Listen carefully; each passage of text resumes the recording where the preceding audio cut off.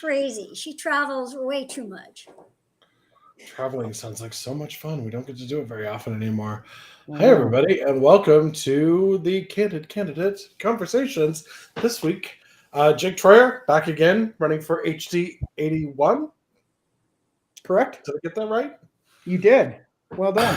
I feel like an adult. And Jan Clinard, is that right? Clinard? Kleinert. It's a Kleinert. German name. It's Ah, actually a German name, and that makes it easy. and you'd think I'd be able to do that since my heritage is part German, but I will screw it up. Anyway, Jan, welcome. We had originally the Lewis and Clark County Democrats were going to be doing a forum later this week, but that got canceled because there's also another forum later this week happening in Lewis and Clark County. And Jan had done a lot of prep work for it. I don't like seeing any work go to waste, so I invited her here. Marianne is having some password issues. She'll be joining us shortly. But let's go ahead and dive in. Again, anybody who's watching online, whether you're on YouTube or Facebook or Twitter or wherever, you should be able to send us a message. And if it's on Twitter, I'll just see it in my notifications and I'll copy it in. But you can ask any questions and we will try to answer them because unlike the GOP, we are not afraid of the public. I just like putting that out there. So, and there's Marianne. Hi, Marianne. Welcome to the show. Hi. Hi, everybody. You missed my intro, but that's it. And Jan's going to start us off with the first question tonight. Okay. Can we rewind this thing? No. Rewind it. Never mind. No, we're just We starting. missed your intro. Your intro must have been marvelous. How about a take two? It was delightful, but I was speaking in German badly. So anyway, Don't Jen, mind. if you want to go off with the first question, we'll take it from there. Okay. So I have been reading John Tester's book lately. And so I'm partway through it. And one of the things I think is interesting is he talks about experiences in his life that have impacted him. I mean, for example, losing his 3 fingers is part of the narrative of that story. It's something that happened when he was a child, and it affected him throughout his career. Another one is, for example, growing up on a farm where they had to reuse water all the time. They had so little water. It made Tester into a fiscal conservative.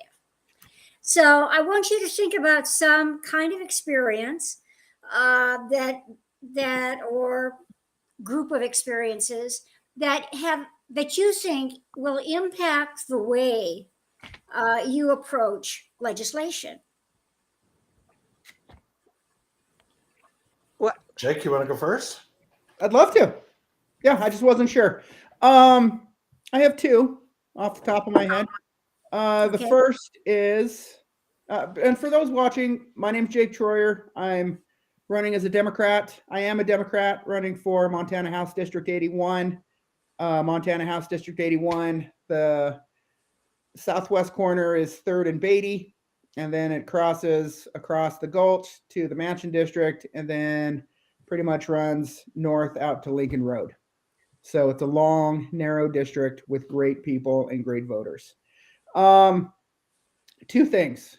The first is that my dad grew up a peach farmer. He was a 2nd-generation peach farmer in Colorado. So his work ethic and understanding of how to be fiscally conservative is something that I've really taken to heart through my life and will continue doing that as a legislator. The second thing is when I was 10 years old, I was the only student at my elementary school who was supporting Walter Mondale in our mock electoral college. And I did that because I truly believed in, that he wanted to help working people and that he had the experience and understood that, privacy and pro-choice and abortion are things that are between a woman and their doctor. And I actually have 3. The third is that both my folks grew up as were public employees. My father, who's been knocking doors with me now, is 36 year. He retired after 36 years with the Forest Service. And my mom was a paraeducator, a librarian, super volunteer, as well as a bookseller. And, my upbringing with them as my parents has really helped form who I am and helped me get to where I decided to run for office in September. Cool. Thanks. Mary Ann, do you have some experiences that will impact your, or have already impacted the way you approach? Yeah. Vision? Hi, and thanks for letting me go a second. Kev, sorry you're last, but sometimes the last is the best. I'm sure in this time. No offense, Jake. That's okay, Marianne. I'm sorry. I've got thick skin. It's okay. I'm kind of still out of breath. I just came in from knocking doors. My name is Mary Ann Dunwell. I am a state representative representing Helena and East Helena, and I am what's called termed out. I've been in the House of Representatives for 8 years, where we got a lot of accomplished. More so in the beginning in the beginning of my term than towards the end. The beginning of my term, we could work across the aisle and build coalitions. Now that's changed. So I am running for state senate. Our state senator, Jill Cohenauer, is also termed out of her Senate seat. And I am running. Very big shoes to fill, I got to tell you. But, and then she's running in my current House District 84. So I'm running for Senate District 42, which is Helena and East Helena, just more folks in a bigger district. And Jill's running for mine. And Jill's been on this program before. Kev, you've had her on before. So when I first decided to run, mainly it was because I was upset at the behavior of some legislators. And this was back in 2013. I was testifying just as a citizen. Never dreamed I'd get into politics. I worked behind the scenes for the Democratic Party and other candidates, but never thought I'd be doing it. And was a state employee at the time. And just on my own time, I was testifying for Medicaid expansion. And the chair really got me. Are there kids listening to this? Because if there are not, I'll say pissed off. I really got upset at the chair. The chair at the time was then Senator Jason Priest, and we all know what happened to him. But anyway, it was a hearing on Medicaid expansion, and the gentleman in front of me had a heart condition and no health insurance, and he was bearing his deepest private conditions and worries and concerns. And it was very compelling. And Jason Priest, the chair, just galloped him down and said, "I've heard enough." Like, toss you aside. I've heard enough. Like a tyrannical something or other. So I said, Mr. Chair, I'd like to yield my time. And he gavels me down and says, "I said I've heard enough." And I'm thinking to myself, well, I've had enough. You don't treat the public like that. So that's pretty much why I decided to run for Medicaid expansion, and because we need more civility. And today I'm running for Senate because I believe we need more civility and respect in the legislature. Last session was atrocious. Some of the legislators, the far right, were disrespectful of the public, of fellow legislators, especially women Democrats like myself. Mm-hmm. And so that influenced my legislation. We did get Medicaid expansion passed. We built a coalition in 2015, and then we got it extended again in 2019. But I would tell you the primary thing that influences my legislation is talking to people. That's why I love knocking doors and just introducing myself and saying, "I'm running to serve you. How are you doing? And what's on your mind? And what can I take away with me?" And that really, really influences my legislating. There's a lot of hurt out there, a lot of challenges. People have to make choices, what bill to pay. and have to sometimes go without medical care, even though they may have medical insurance. It might be a lousy medical insurance. So anyway, and then also what influences I like to stand up for state employees. I was a state employee for 15 years. I worked in 3 different departments: Department of Public Health and Human Services, Environmental Quality, and the Department of Revenue. And I ran into somebody on the doors today who I worked with at the Department of Revenue. We've both moved on, but it was nice to catch up. But anyway, those issues, I ended up on tax committee and natural resources and human services, local government, because I'm familiar. I've got some subject matter expertise in those issues. So that helps. And also growing up, my union background, my background of on my mom's side of the family, I mean, they were both working class families, but my mom's side of the family were all coal miners. And I was born outside of Philadelphia, but my mom's side of the family was from northeastern Pennsylvania, and the family they were all coal miners. And I saw what happened to McAdoo, Pennsylvania, in northeastern Pennsylvania. I saw what happened when coal pulled out.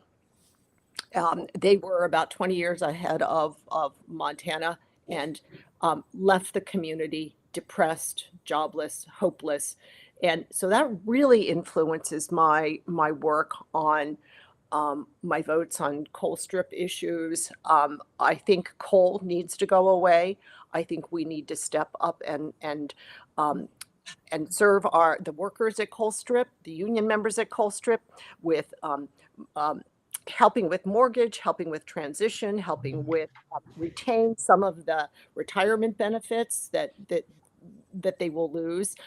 It is inevitable. We've seen the writing on the wall. We should have acted years ago. I tried to throughout my term, but that really influences, because I know what happens when a community is left high and dry. So some of East Helena that I represent with the Ozarko Superfund site, right.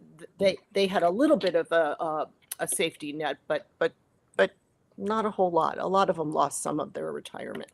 Okay, I'm going to stop jawboning it and let you move on, Jan. Okay. But I was just going to say, Katie Hill had just chatted in. Thanks, Katie. With hi guys, thanks for taking the time. Hey, we're happy to. I do want to talk about that issue really quick, because one of the things that I think that happens is we get this weird, oh, well, I could be socially liberal but fiscal conservative, and it's sort of this weird, like, code word for I may vote for some of your things, but not all of your things, and I'll couch it in economics in order to throw your needs or your wants under the bus. And I find in most cases what people that say that they are fiscally conservative, they're asking for shorthand for spend the money in a smart way in most cases. And we hear a lot, there's the tax and spend Democrats, and it's like, yes, but it's not the wine and grift Republicans. Like, when we get money, we use it for things that we need, like roads and bridges and internet and schools and childcare and healthcare, things that the public needs. As opposed to, oh, I got an extra $15 million. I will buy, count it, 1 Tomahawk missile, which I will use to blow up something someplace far away. So I think it's a better thing to focus on what you're spending on, not worry too much about how much you're spending. I mean, you do have to, at some point, get into the nitty-gritty details of a budget. But in a lot of cases, we're fighting over pennies when we're spending multiple thousands of dollars on things that we just don't need. So that's where I take on that. If I can just jump in, for example, the state just announced that they're going to spend $1 million to raise and release pheasants. And instead of investing that money into, improving habitat, they're basically going to release prison pheasants. Is the term that's used among hunters. And these are not natural born pheasants.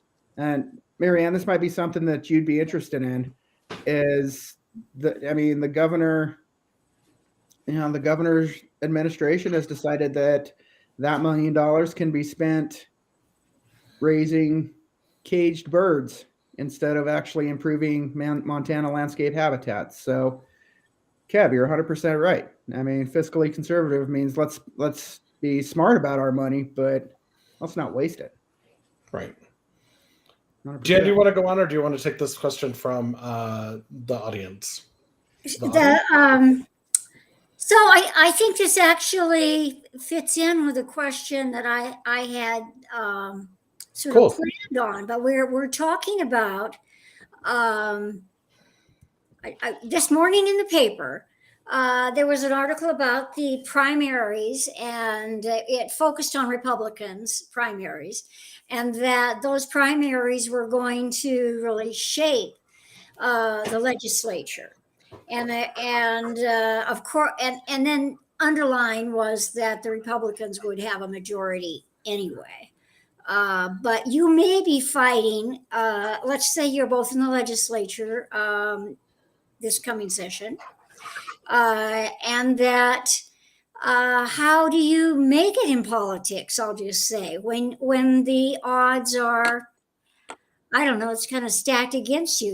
You might feel like you're going after windmills here for a little bit. The question is, how do you avoid burnout when that kind of thing is going on? You don't. You don't. I mean, we're human. And you prioritize.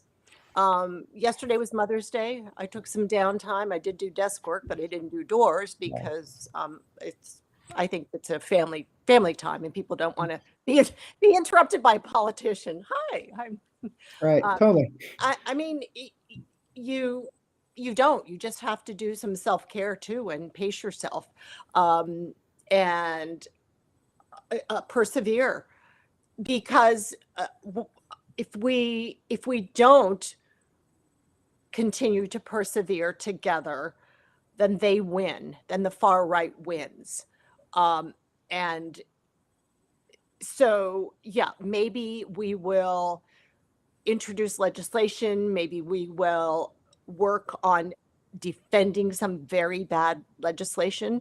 We may win some. Last session, we lost most, and it was brutally, just, it was almost intolerable. But that can't continue. So that's why I continue. They want me to throw in the towel, but I refuse to do that. And I mean, how dare they? I think I'm the first legislator in Montana history who was not allowed by the chair to complete presenting a bill I was presenting, because they didn't like the content of the bill, which was a resolution having something to do with the January 6th uprising, insurrection in DC, that Christian white nationalist violence is domestic terrorism. Simple as that, just a resolution. And they didn't like it. They stronged me ahead of time to pull it, but I wouldn't. And so consequently, they made it very difficult. They treated folks testifying on behalf of the bill. They treated them terribly, shabbily. And then I was on Zoom because it was still the first half of the session, and I was Zooming because we didn't have the vaccine yet. And they just said, the chair said, I've heard enough, just pulled the plug on me, and everybody else on the side of the proponents, which is inexcusable, tyrannical, authoritarian, and that's what we're going to see if we don't continue to weather the burnout and keep it up. And okay, so energizing. So Jake, you'd be new in the legislature, and do you want to respond to that in terms of how you would keep up your energy? I'll put it that way. Yeah, absolutely. I won't be new to the legislature. I have over 25 years experience working with legislatures here in Montana, and both in workforce development and conservation community. And I have served and fought proudly next to Marianne on some issues. And I'll be honest with you, one of the reasons that I jumped into this race was because of what happened on that Zoom call. And we have to have civility. We need to bring back kindness, and we need to bring back balance and common sense. And I'm running on that platform. And I mean, for me personally, when I would work bills in the legislature, for me, it's about staying optimistic no matter how bad it gets, not giving up on what you believe in, and just you keep going. And it's hard, and it's 4 months, and you're going to get sick, and you're going to be really mad sometimes, and you're going to be really happy sometimes. But at the end of the day, I mean, my core value belief is that I believe in helping other people. And so that work is all with it, or that work has all been worth it. Whether it's been Medicaid expansion, whether it was the sage grouse bill and starting the sage grouse commission, whether it was the apprenticeship tax credit bill a couple sessions ago. These are all things that if you keep your head down and you find ways to win, you will win. But you just can't give up. And I know Marianne gets it. Like, she and yeah. So your tactics, both of you, your tactic is just keep your head down and plow through it. Yeah. I mean, No, not down. You need to keep your Not head up. down. yeah. Okay. Keep it. Keep I your mean, head up I and keep keep down, on just going. keep working. But Keep on going. Okay. but I mean, one thing that I learned, the first thing that I was told when I worked on Senator Tester's campaign in 2006, I worked for, I did door to door for them and for him in Butte. First thing that our director of the program said is that you have to change your oil. And that's not just literal, but it's figurative too. And if you're, like Mother's Day, I probably could have gone knocked yesterday. Marianne could have knocked, Kev could have knocked, but I mean, you got to take time for yourself and be with your family. And frankly, knock it on Mother's Day that's just not something I'm ready to do. So there's a question I think kind of for that you may want to address. Yep, I will throw that up. Brandy is asking, why hasn't the Democratic Party put resources into the Public Service Commission campaign? She actually stated that she meant race. We don't have time to be playing politics with climate change, and it seems weirdly deprioritized. Well, my thoughts on it, and I'm in a weird position because it'll sit on the Democratic board, the executive board, as the Western representative, even though now, thanks to redistricting, Helena's in the East. Imagine. And I'm obviously running for the PSC, but even if I wasn't running for the PSC, yes, it has been a deprioritized race. The districts are hard to win. It's one of those things where it gets skipped over by Montanans so often. I think it gets forgotten by the party as well, which is an unfortunate situation that we're in. I'm fighting for this race because it is very important to me that this particular office start to be taken seriously. And people need to understand all of the various ways that the PSC actually impacts their everyday lives. And I'm yelling as loud as I can. I want more people to be involved in it. But even the Public Service Commission even if it were all Democrats that were wildly unpopular in support of and supporting the climate change issue that we have, you're still limited in what you can do, and that you're still fighting with a company and you're still regulating a thing that exists, and you have to steer a boat that's moving as fast as it can in one direction. And we may be hitting an iceberg. It may be too late. I hope it's not. And I want to be the person to steer us in the right direction to do that. But even if I'm not the person that gets elected, I want to make sure the PSC actually does its job. So it is unfortunate that it's been deprioritized by the party. But I don't think it was an active choice. I think it was, this slipped through the fingers too often, and it needs to be something that we get back to. We have a lot of, in the Democratic Party, we've worked really hard to make sure that we emphasize local races are important. And we've just done the school board races where we've done an amazing job of making sure that the fascists who came out over the last several months and attacked everybody on the simple fact that a mask can actually help you not get a disease that's airborne. Imagine that. Stopping them, we worked really hard to do the right thing there. But in doing that, that expended a lot of the energy. And now we're focusing on the legislative races because there are so many of them and they are so key. And there are only 2 PSC races. And even if we were to win both, we don't even have somebody running in one of the districts because we couldn't find somebody to run in District 1.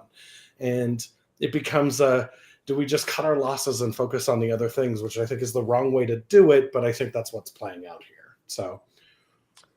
Which is that's a segue though, because climate change is in this person's question, and our Constitution guarantees us a clean and healthful environment. And so I guess I would ask the candidates how they would support the clean and healthful environment. Let's just say in this next legislative session, or as on the PSC, what would you do in that respect? Do you have any ideas? Oh, I have many, but I'll let somebody else answer first since I was just yapping on. It was an interesting yapping, though. Keep on yapping. Go ahead. Yeah. Okay, well, I'll start then. The first thing that you need to know is going on is the Held versus Montana cases in there. And it's 16 teenagers and preteens that are suing the state of Montana saying, you have dropped the ball on your obligation to take care of the environment for us going forward. And you absolutely must. And so they're going to the court saying, would you please tell the legislature to do its constitutional duty? And we have a bunch of people on the right side that are so angry about everything in the Constitution that doesn't allow them to do all the horrible, evil things that they want to do to individuals. And they say they're all about constitutional law and all about making things better for people. And everything they do actively makes things worse. And they refuse to follow the letter, the simple letter of our Constitution, which says that a healthful environment must be maintained. That's it. Clean air and clean water. Yeah, Also, but that's part of it. But a healthful environment, that's the thing. And they have failed. And there's no nice way to say they failed because it's been a spectacular fail. It has been a full-on belly flop onto asphalt level of failure that they have done. And so, yes, these kids are taking them to court and saying, you must do better. And all I could say is I wholeheartedly support it. And if I get a chance to write a friend of the court brief to say, absolutely, they should be held to this, and I will. There's a bunch of people that are talking about, well, it'll hurt our economy. No, what hurts our economy is when we have a fire season that starts in April and goes through to November. What hurts our economy is when we don't have water for simple things like growing the wheat that we export that feeds people worldwide.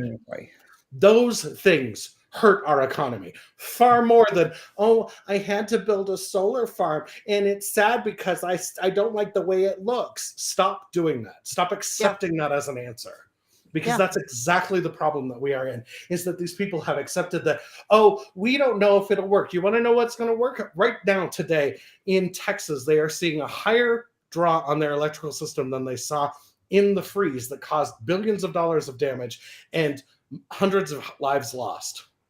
And they are seeing more electricity draw literally today, but because they have wind and solar that can work in the summer, it's working just fine, and they're not dealing with sub-freezing temperatures, which are causing systems to fail. They're mostly doing okay.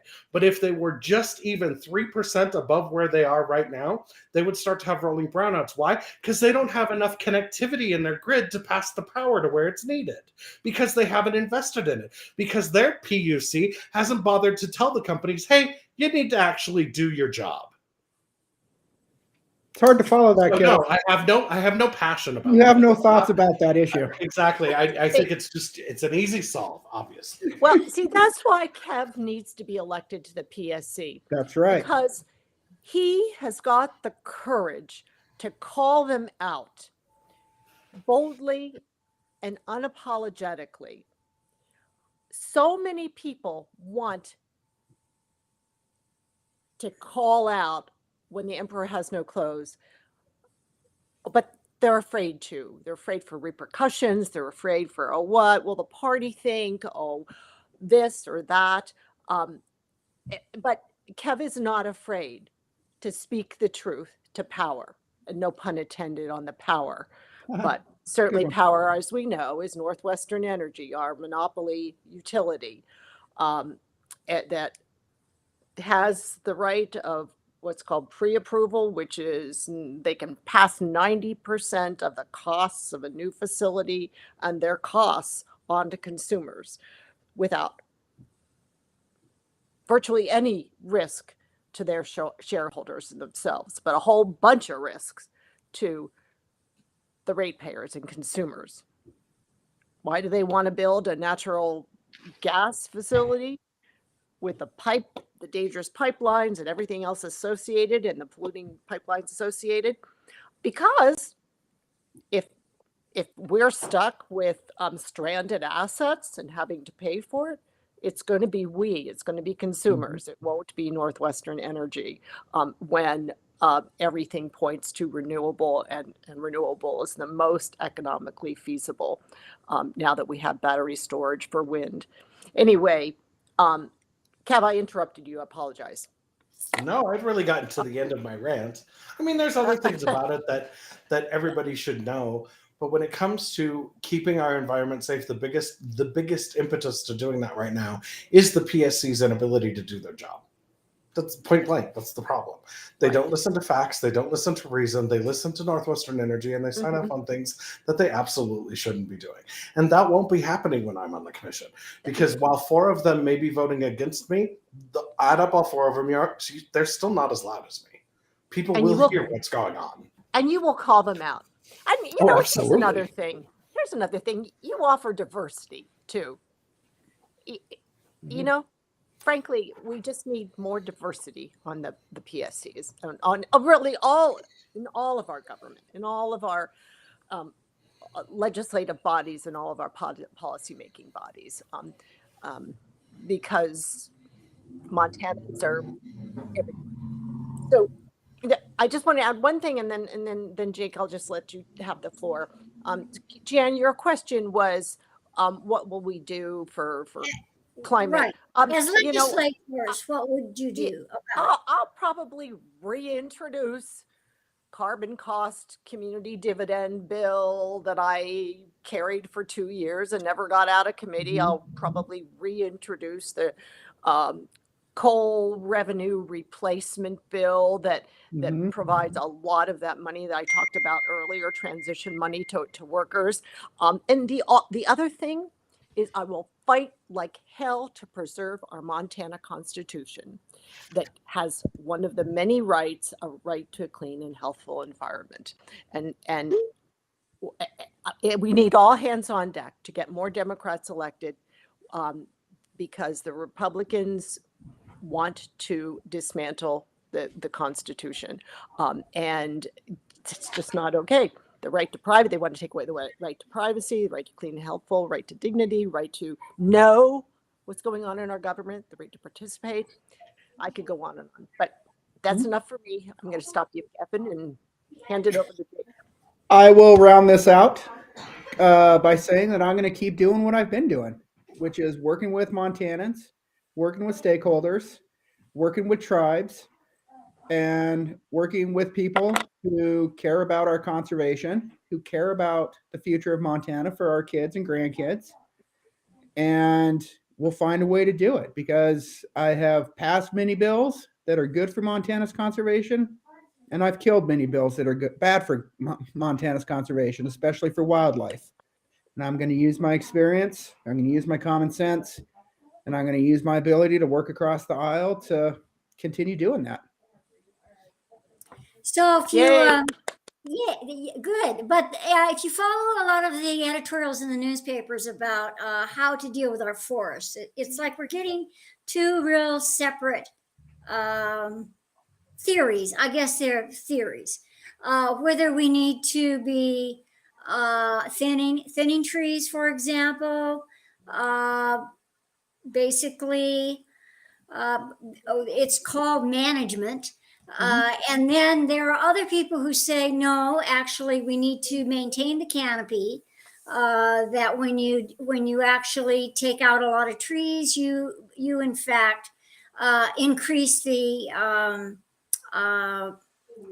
fire danger. So do you have any thoughts on that? Just in terms of, let's just talk about wildfires and our forest, that specific issue. I'd be happy to take this one. I think that one of the so I've talked to a lot of people on doors since September, Democrats, Republicans, Independents, Libertarians, Green Party, and one common core value that we all have is that we're tired of breathing smoky air across the state from explosive wildfires. Now, forest management means a lot of things to a lot of people. Like you said, for some people, it means we never touch a tree again. For other people, it means responsible natural resource management where, trees get cut down and they get moved into the economy, to help build houses, which is a whole other conversation that we can have about affordable housing. But what I want to do when I'm elected is work to find these common sense solutions. I mean, personally, I prefer my trees to be green and not black. And we can do that, but we have to work together to do it. And this is actually a situation and a problem where we all have to work together because it concerns all of us. I mean, whether you have asthma, whether you're a senior and can't go outside, whether you have long COVID and, smoke is bothersome to you still, we have to find a way to work together and make sure that we just don't have any more of these horrible wildfires. And I'm keeping track of Brandy's questions over here. Yeah. And she has some really good questions that I hope we can get to. I'll bring them up in just a second. I was going to add one thing that we can do about forest fires. One thing we can do is make sure that, I don't know, a little company you might have heard of called Northwestern Energy could do things like upgrade, maintain its infrastructure so it doesn't burn down towns like Denton. Exactly. Helping to prevent forest fires from the get-go by making sure that our infrastructure is safe, is built, is done in modern ways is going to make a big difference. And that's not just the PSC stuff. We're even talking about things like how roads are built and constructed, where they go through, what sort of water retention and flowing systems are tied off on that. All of those pieces work together. And it's amazing to me how many people get compartmentalized into, well, this is just one thing. But it's not, because the forests touch our land and touch our houses and touch our, end up touching our cities. And it's really easy to see. The forests are right there. I can look out my window and see them, and I'm in the center of town. And if we don't maintain the things that touch the forest as well as the forest itself, we're going to continue to have this problem. I'm going to throw up some questions from Brandy really quick, because we're now like 5 questions back, and I love Brandy's questions. And Kev, I'll just say that if anyone wants to follow up with me on that, I can talk for hours about forest management and what that looks like and what it is and what it isn't, and different options and opportunities we can look at. Sure. Brandy put up, I'd be curious to hear everyone's thoughts on the decision to invest $1 million in farming pheasants instead of investing in environmental protections that would encourage pheasants to thrive naturally. My thought, it's really easy, is that is the wrong way to spend $1 million. Like, if you can't fix the area where they're going to live, you will constantly have to spend that $1 million to make sure there are pheasants there, and that is the wrong way to do it. So, point blank. Anybody else got anything to add to that one? I can say that Brandy must have been reading our minds because we talked about it earlier. I obviously am against spending $1 million to raise pheasants in pens and release them. That's kind of like, to use another Montana term, shooting fish in a barrel. And they're not wild birds. They're farm-raised birds who are released onto the landscapes. And Brandy, I'm with you 100%. That $1 million should be spent to improve habitat that's already out there, as well as doing what we can to improve populations of our wild game birds. Because, if you ask a hunter, or a bird hunter specifically, why a penned pheasant just is not the same as a bird that was born on the landscape. Well, a penned pheasant is, closer to a treed cat. Yeah, And exactly. I won't mention who had to shoot one of those. I will, This is Governor a- Gianforte. We had many No, years ago. We had game farms were a big issue, and I would say that Mhm. fits in really the same category as game farms. Mhm. Okay, so one of the things that I would want to ask is last session resulted in what I'm going to call some rather anti-democratic legislation. Mhm. And I'd like you to pick any of the things that went on during the last session, and talk about that bill, and then what you would have done or what you would do in this next session in order to combat that kind of legislation. Oh, I'm going to let the incumbent speak first. For okay, sure. I've got a number of examples, but one really jumps out at me. And as a result, I am working on an ethics bill, ethics with respect to state legislators. And part of that ethics bill has to do with conflict of interest, financial conflict of interest. We had a bill that that was heard in, golly, what was it? What committee was I in? I think it was. I think it was Human Services, the Human Services Committee. It was a pro vaping bill that would have made it illegal for local governments to take action on any vaping establishments and vaping. As you know, we have been experiencing a, a vaping crisis with youth. Many youth, young people are becoming hooked on vaping, these vape things. And they're literally addicted. And it's, the schools have said, please do something. But this legislator, here's the conflict of interest. This legislator owns 4 vape shops. And he brought legislation to keep him in business, basically, that would prohibit any public health prevention bill that would regulate vaping and like flavored vapes or I mean I had a bill. I don't think I even bothered carrying it this past session, but the previous session to ban vaping or the sale of vapes to young people or something like that. I can't remember vaguely, but the legislator, Representative Ron Marshall, owns vape shops. That's what he does for a living.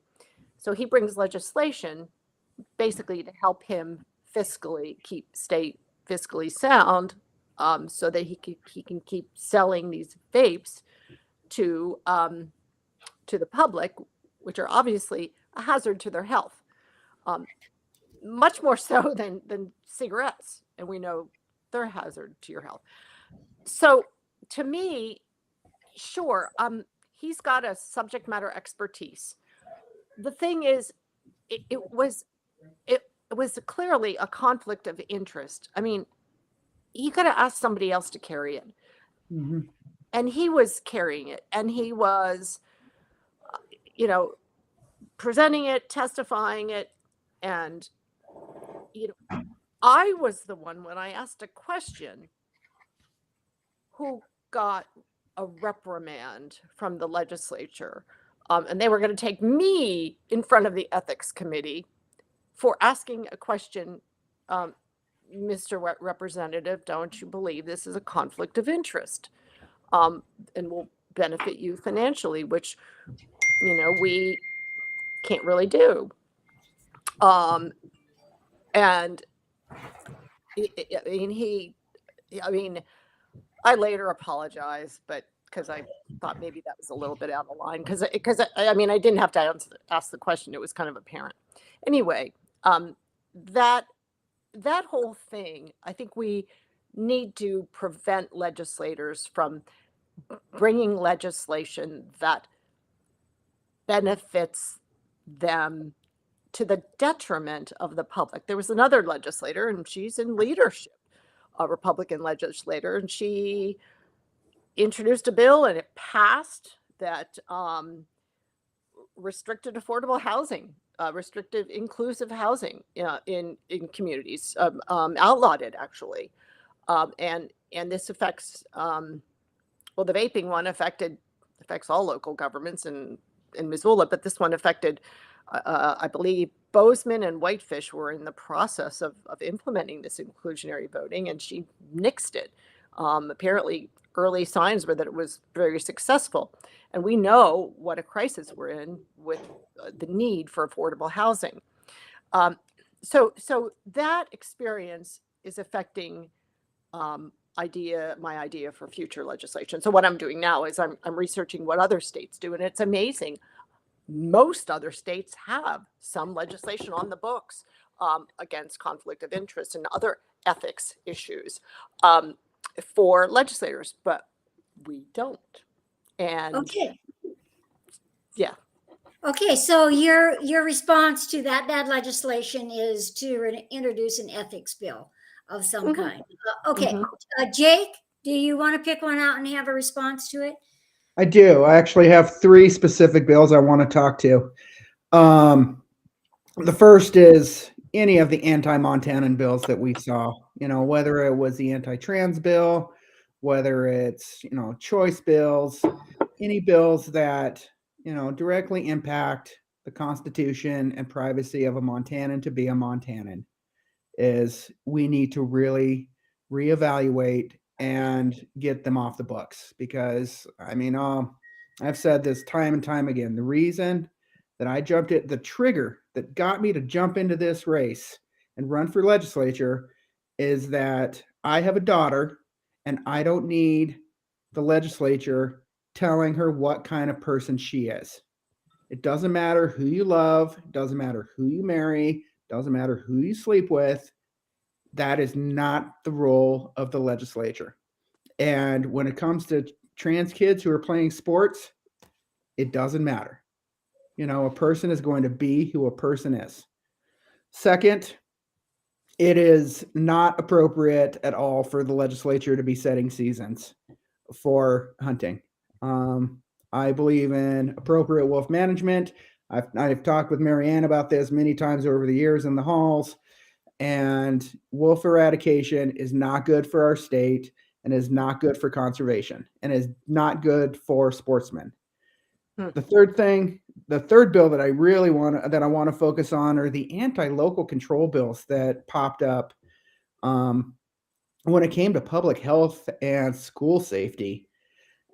I read in Bozeman that Jed Hinkle's bill that he introduced, which at the time was good politics for Republicans, is just bad policy for Montanans. And the city of Bozeman is not able to, do zoning decisions because of the law that's currently in place that was thought about with no previous. There was just nothing that needed that bill to be passed. For years, Montana has been locally controlled in our communities. They are experts, our teachers, our superintendents, and for the majority party to all of a sudden turn their back on that because, frankly, they didn't want to wear a face mask, to me is short-sighted and shows poor leadership. It shows being stuck in the past and not a willingness to move to the future. Jake, the inclusionary housing bill, that there was no reason to pass it, if anything, not to pass it.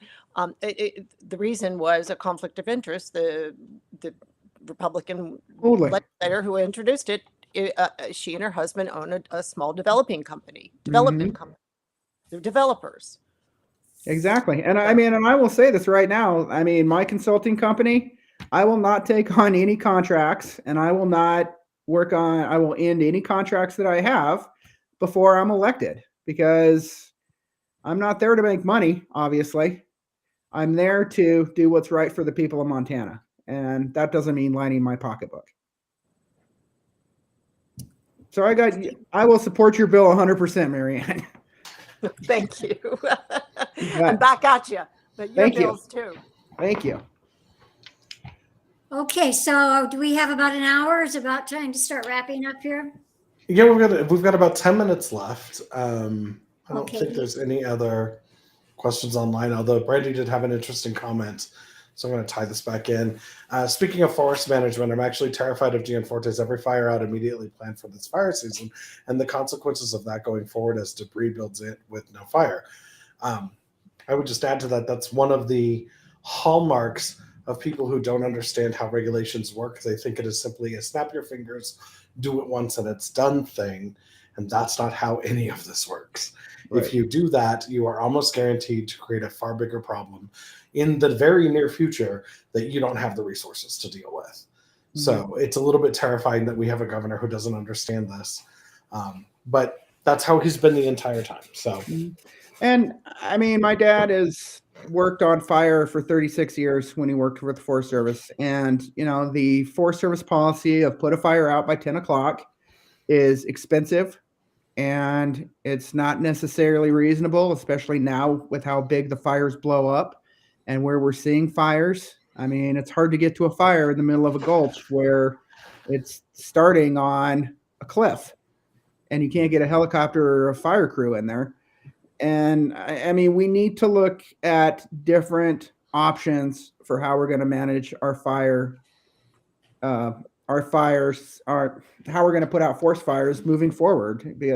I mean, Governor Gianforte is living in the past, and he's not ready to move to the future or willing to, and we need to get him there. He's living in about, well, depending on which book you read, 6,000 BC or maybe 4 billion BC. We don't know. It's wherever Jesus was riding a velociraptor. It's a fantasy book anyway. So that's not my Bible, but I will. Jen, do you have any other questions for us? Well, I was going to ask you as your last question, if you have any particular strategies or tactics for working in a situation where you will probably most definitely be in the minority, and how you would strategize to get something done that would be of benefit to our state. Well, one of the things people don't always know about me, because when they meet me in most public settings, they meet me at my most bombastic and cheerful. And I come across as I've won every battle, I've fought every fight and won them all. And everything's hunky-dory. And that's not true. When I'm presenting a lot of things, that's what I try to do. But when it comes down to actually doing the work, I've worked with Republicans on all sides. I was raised by Republicans. And I still get along with a lot of them. I think they're wrong and have no problem telling them they're wrong. The fun part is they have no problem with speaking the same way to me, which means that we know exactly where we stand on everything, which gives us a good chance, because I know where I'm standing and where they're standing, and finding that bridge that's between those 2 points is a lot easier to do when you know where people are standing. And so, well, I'm not going to agree with Brown or Pinocci or Fielder or whatever the guy in Billings' name is. I can never remember his name. I'm not going to agree with them on most anything, I think. The fact is, with most of them, I will be able to find out exactly where they are, and I can find a bridge to where they are to get them closer to where we need to be as people. And that is one of those skills that I've learned in always being queer and out and loud and obnoxious. And I'm sure I've made Marianne and Jake and even you, Jan, sometimes I've made you roll your eyes going, what is he thinking? Why is he doing that? But sometimes that's because then I can turn around, and when I have those quieter moments, when I can sit down and talk with somebody, people realize, oh, there is more to this. And because of that intrigue that I create with them, they're willing to listen. And I can work with that. I don't think inherently that people are actually actively evil a lot of times. They're working from whatever it is that they were trained.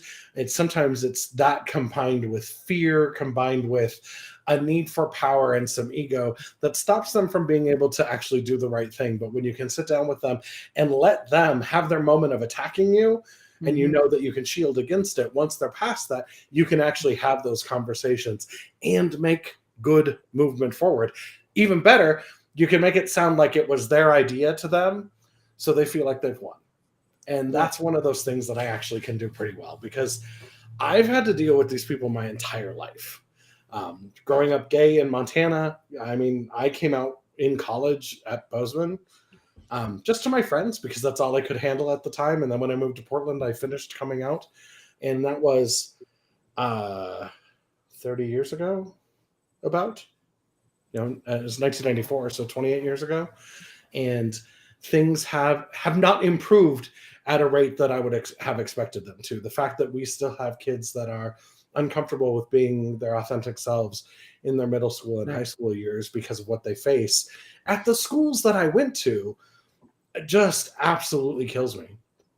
And knowing that the fight that I really want for equality and equity for everyone, whether you're gay or straight or bi or trans or queer or don't know what you are, and we haven't defined it yet, but we'll figure it out in a couple of years.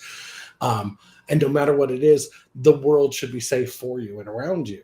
And the fact that that fight that I fought as a kid that I thought I had won, I only won for myself, means that I have more work to do. But I won that fight for myself, so I know how to win it for other people too. And that involves getting into and being a part of those people who don't understand anything about me, don't really want to have anything to do with the queer community, and have been fed a load of fear and angst and sin and all these other things that are not true about my community, that they're clinging to because it's the only thing that they have.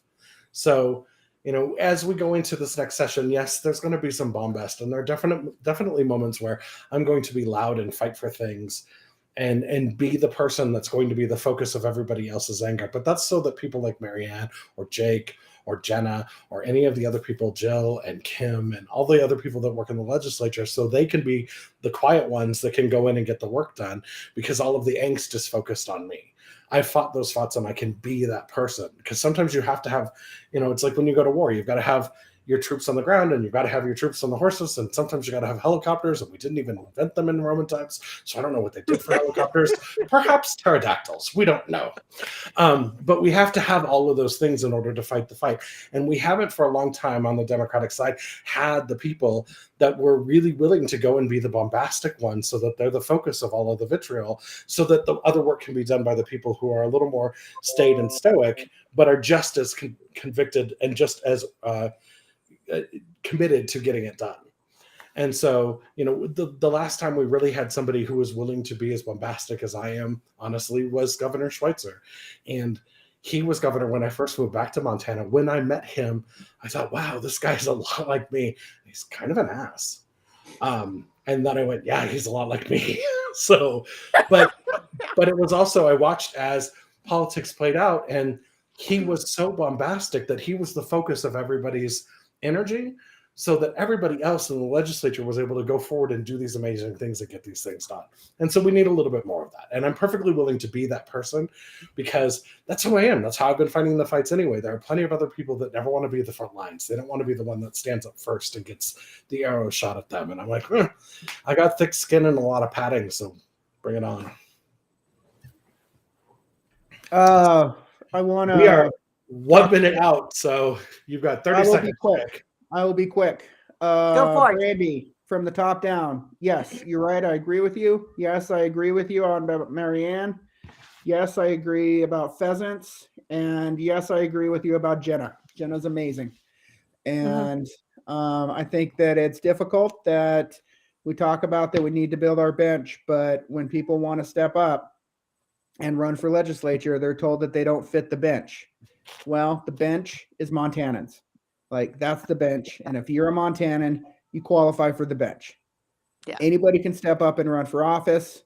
I did it. I never in a million years thought I would run for office, but just the time is now, and I just feel like I can help out. And if you have a favorite candidate on this convo tonight, Candid Convo, then come knock doors with us, because we're there for you, but we're going to need you to be there for us. Yeah, very nice. Okay. Very nicely put, Jake and Kev. Let's see, I'll do sweep here, I guess. And Jan, thank you for emceeing this and asking questions. I appreciate you investing your time, because this is all hands on deck. You asked about strategy. Strategy to get things done as a Democrat, progressive Democrat in the minority party, is that we build coalitions with moderate Republicans. And the danger now is with fewer and fewer Democrats elected to the legislature. We went from 47 in 2017 Democrats in the House to 33 in 2019 to 33 in 2021. We can't lose any more Democrats, and we have to gain Democratic seats, because the fewer Democrats we have, the less likely moderate Republicans will be willing to work with us. As horrible as last session was, we were able to work together, build a coalition with some moderate Republicans on defeating the right to work. And it's, of course, right to work for less. It's an anti-union piece of legislation, and it was terrible, and we were able to defeat it. They'll be back, though, just like they're going to be coming for the Constitution. They're going to be coming. They came for trans folks in the last session. They're going to come for all of us. And women's right is the next big, a strategy to protect reproductive rights. We need basically, which is covered on the right to privacy in our Montana Constitution. So strategies, we need to protect Montana Constitution and work with moderate Democrats. So in order to do that, elect more Democrats, please. Moderate Republicans, I mean. Elect more Democrats. The other thing is about moderate Republicans, the fewer Democrats there are, they more and more just are strong-armed by the far right authoritarian tyrants to go along with them. And those were the folks who were in the majority leadership, unfortunately, last session. Anyway, thank you for all of you for investing your time. For Brandy, it was so nice to see you. I haven't talked to you in a long time. And my cats come in to visit. So. Okay, and thank you all for running for office. It's so important. Yeah, and thanks, Jan, for coming in with such great, interesting questions. Anytime you want to join us and ask more questions, by all means, let me know. I'll send you a link. All right, thank you, Kevin. Thanks, everyone. I'm going to throw up a graphic. Please remain on the system as I close everything out. Bye.